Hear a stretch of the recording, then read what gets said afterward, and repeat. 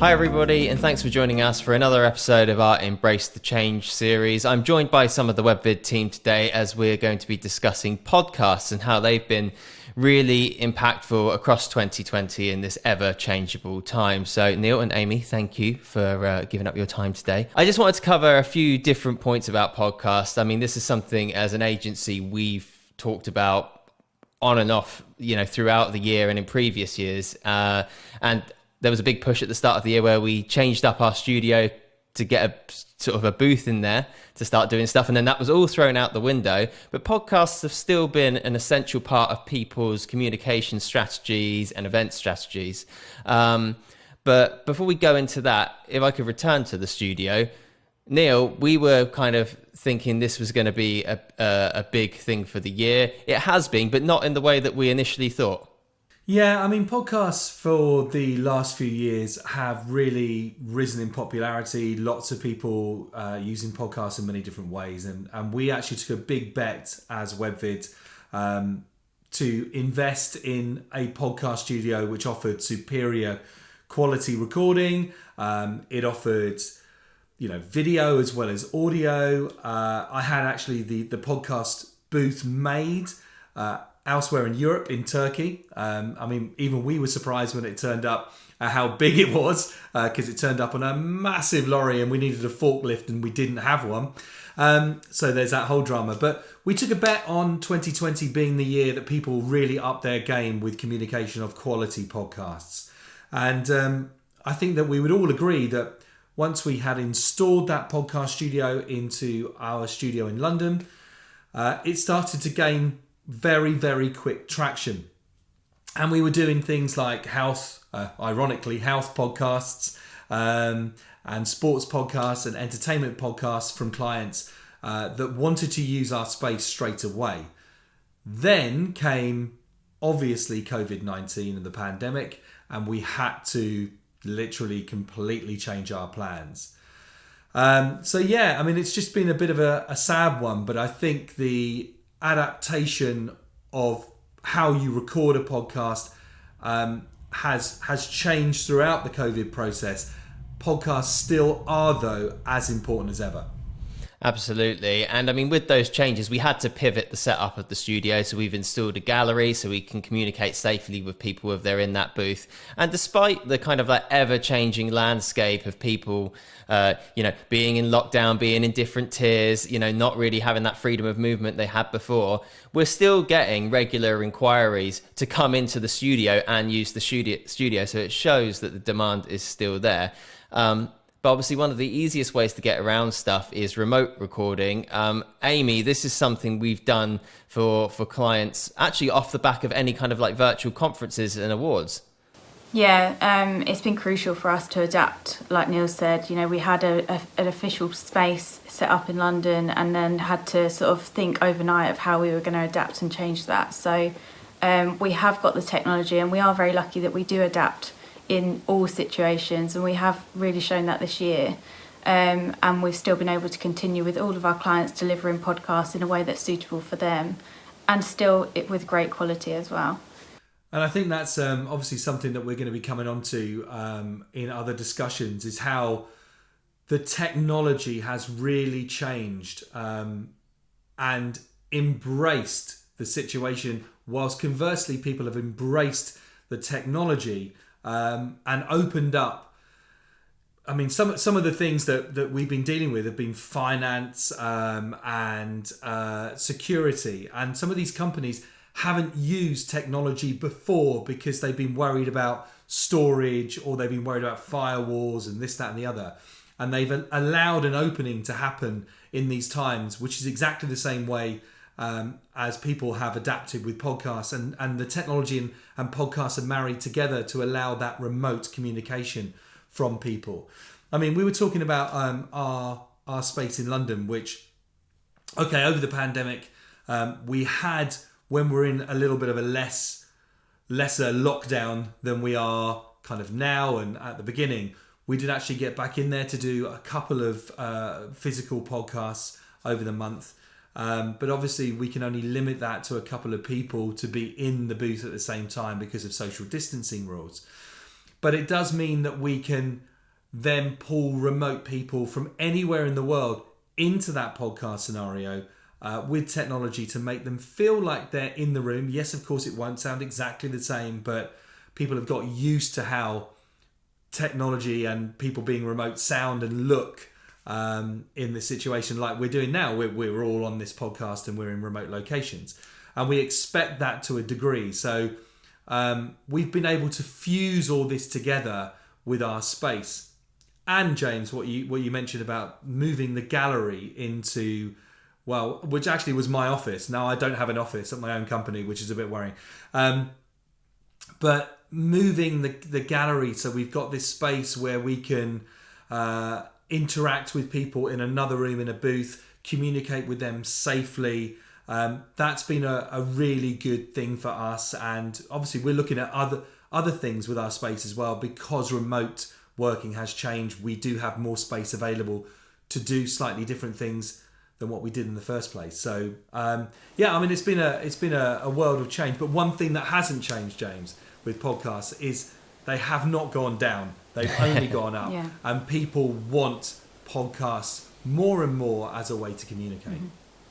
Yeah, I think that's a very, very good point. It hasn't gone away. And if anything, I think companies that weren't thinking about podcasts before or weren't doing them before have started to consider it as part of their wider content strategy, if that's for internal comms or if that's to sort of reach a new marketplace, or even in the, you know, the sort of just the entertainment sector. Obviously, we've been working with some series around that. I mean, one of the things that's come up with a few conversations in client meetings is it doesn't have to be a piece of screen-based content. I think almost more so during this time where so many people have had to work from home, we're more glued to our sort of laptops than we've ever been before, you know, video calls and meetings and all this kind of thing. So it offers a different way of communicating and reaching people. But with that in mind, I suppose I'd like to kind of wrap things up with a more general thought from you both. Obviously, this is something we've worked in lots of different sectors on, and it's an ongoing conversation. What do you believe the sort of the general value of podcasts are in this time right now, as we're still navigating the pandemic? But then, you know, going forward, once we break away from that point, Neil. I think the value is high for podcasts. Like you actually said, the way that a podcast is listened to doesn't mean that you have to sit there and watch a screen. So I think for communication for companies, right now it's huge, and that, okay, it might lessen slightly because there will be that physical interaction that you can have, and people will come back to offices. But it still will be up there. So the value of having a podcast for your communication strategy is huge. I want to just pick up just quickly on something that you did say about the screen time. And it's all, you know, I'm always kind of thinking about how different parts of this rich media tapestry that we have nowadays can actually fuse together. And actually, if we can do something on a podcast which helps wellness too, and mindfulness, as well as imparting information from a company, then that becomes really interesting. And if you don't have to sit there in front of a device to actually watch it, then that becomes a really cool thing to do. So to kind of maybe have a podcast that fuses the communication in with, I don't know, gentle exercise stuff that you can do, or mindfulness or meditation or motivation that you can do without having to watch somebody else do it, just listen. Then you could be doing that on a walk. You could be doing that in the garden. You could be doing that without sitting down like we are now. I was going to say, I mean, for me, like podcasts, it really gives me a chance to have a bit of a break when I listen to a podcast. I do that when I'm walking, and it's just a chance for me to switch off and not look at a screen. So I don't see it as I'm consuming content, but it's kind of subtle in the way that you are reaching an audience through a podcast. Yeah, I think one of the ways, obviously, where things have changed is people haven't got that commute time that they perhaps had before. And also where you're not in those office environments, you're not having those little micro conversations in the office where you get those mental breaks, or you share just those informations around the company that would just be circulating. Amy, your thoughts, sort of generally, what do you think it's going to be like kind of going forward? Obviously, we did touch on earlier about how we'd sort of fused it into strategies for events and conferences. Do you see that continuing? Yeah, definitely. I think we've really shown how we can adapt, and we have included podcasts as part of a Q&A strategy. So when people send in their questions in a conference, we can answer those in a podcast, and it means that your content lives on after the event, as well as just having it as part of, you know, a chat, or however you want to run your sort of Q&A as part of your event. So I do think it's crucial that it is implemented throughout next year. And definitely for me, like, I love listening to a podcast for my mental health state, and I think that's really, really important for people going forward. Can I actually just touch on something that's actually a real world case for us? So we've done more podcasts in the mortgage finance area than we've ever done before, and that really kind of proves that people are using podcasts to extract information in a different way than popping over to YouTube to watch something, or watching a TV program, or watching Martin Lewis. They're searching out these pieces of content that they can listen to in their own time. And Mortgage Solutions, which is a client of ours that we've done, which you can go and check out on Apple or Spotify podcasts. We're now up to about kind of 10, 11 podcasts into the series here. And the engagement is phenomenal. And the information they impart is actually quite a niche podcast. It's Mortgage Solutions for intermediaries. So it's for people in the business. But you forget that these people in the business that are passionate about mortgage advice, finance, loans, lending, all that sort of stuff, they've had like a blackout of information over this time as well. They've had time on their hands that they want to find out what's going on. So the podcast strategy has been absolutely perfect to push through to them. So that's a good test case if you want to go and search something out that we've done. Also, we've been working with other companies like Revo, and we worked with Heart of London in the past, and lots of other people. Boxing Social, which is a sports podcast, which again, they've had their problems over the time with the amount of sport that's been going on, the amount of boxing matches that have been happening throughout the pandemic. So I think that straight away shows the value of podcasts in 2020 and going forward from 2021. Absolutely. There's quite a few to run through there. So, I mean, that might be some you want to check out and add to your podcast playlist. Amy, Neil, we're going to have to leave it there for our podcast chat, but thank you very much for your insights today. And for anybody that's kind of interested in producing podcasts or is currently working on anything, we'd really be interested to know your thoughts on it. Well, you know, how have you been using podcasts throughout this year? Have you got any kind of interesting stories or applications that you'd like to share? We'd love to hear from you.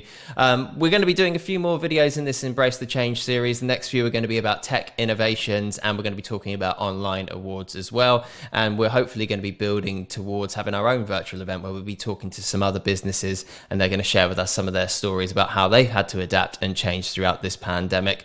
But thank you very much for watching, and we'll see you again next time.